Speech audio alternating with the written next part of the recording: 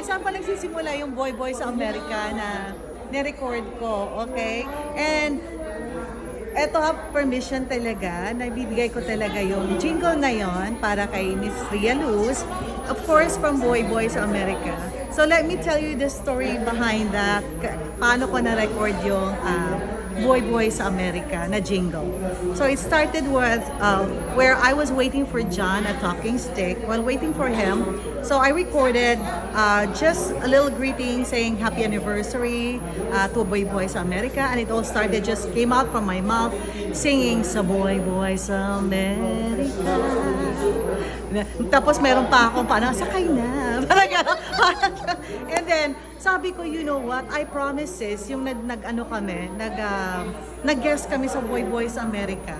Nag-promise ako sa kanya na mag-compose ako ng jingle. I don't know if you remember that, sis. Yes. Yeah, you did.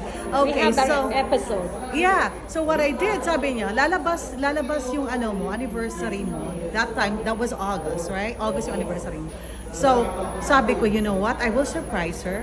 I'm going to record the full jingle of the song. Eto, nakakatawa guys, but it's really true. Sasabihin ko totoo, testimony. So, ang ginawa ko, kumakain ako, sabi ko, Lord, ano, kailangan ko mag-record nito. So, I ponder a little bit. Alam mo, sabi ko, nasa down moment ako that time. So, hindi ko alam kasi I was stressed. At the same time, so, mahirap kasing mag-compose pag stress ka. So, kailangan talaga kung ano yung talagang feeling mo, lalabas yun. So, I started like asking the Lord, Lord, bigyan mo naman ako ng song, you know, like hymns or songs to jive in with this Boy Boy sa Amerika na jingle. And so, ito, nakakatawa. Pumunta ako ng banyo. Okay, nakakahiya man sabihin, but I'm gonna tell you the truth. Ito naman talagang totoo. So, yung, when I was, nagmuni-muni ako konti, sabi ko, you know what? Bigla na lang, all of a sudden, lumabas siya. So, I ran to get my cell phone, and I started recording just yung una hymning. Na, na, na, na, na, na, na. Gumagana ko.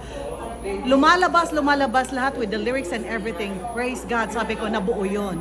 Sabi ko, eto na yon ang buhay, buhay, buhay sa Amerika.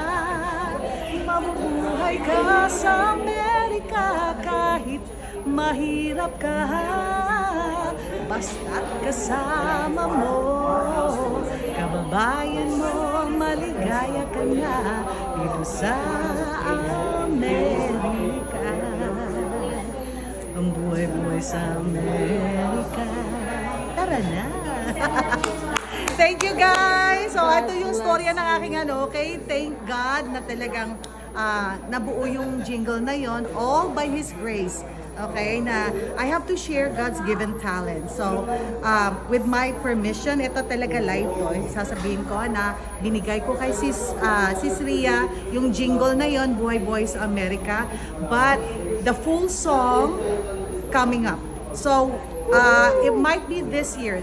This year to. So maybe with the help of John, kaya binubuo ko lahat to. And maririnig nyo una to sa Boy Boy sa Amerika.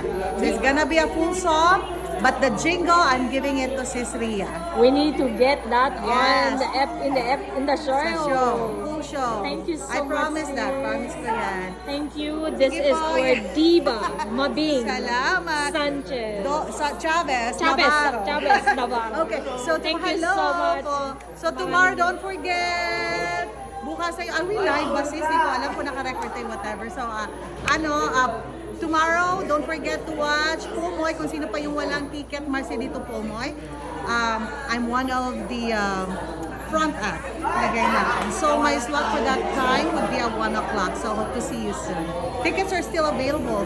Come on, bili na kayo. We'll see you guys. Sama Sakay na! Tara na!